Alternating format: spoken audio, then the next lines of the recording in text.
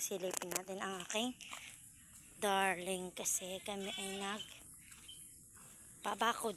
Dadagdagan para kahit doon na lang sila mangain sa paligid is okay lang. Kaya ito, dagdag bakod uli. Lalagyan natin ng bakod ang diba, makikita nyo yung may hog wire. Yun lang inabakudan namin. Yun yung wala pang hog wire yun. Ilalagyan namin ng tulusok muna. At iisipin muna namin kung anong pwedeng ilagay kasi medyo mahal ang hog wire. Kaya giisip tayo ng pwede natin ilalagay. Ayan, nakapag umpisa na. Ayan na guys. Ayan, utay-utay na ayan. Paikot dito na siya lalagyan. Kaya isipin pa kung anong mas kakaunti ang mga budget natin. Ayan.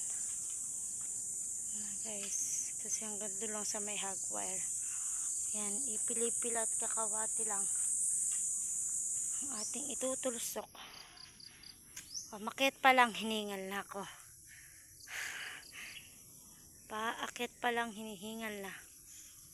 Ano yung lasones? Ba't kaya? Para siyang lansones, ano?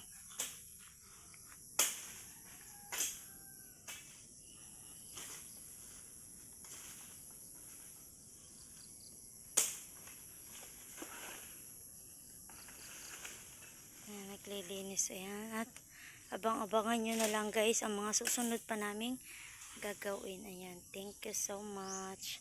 See you sa next vlog.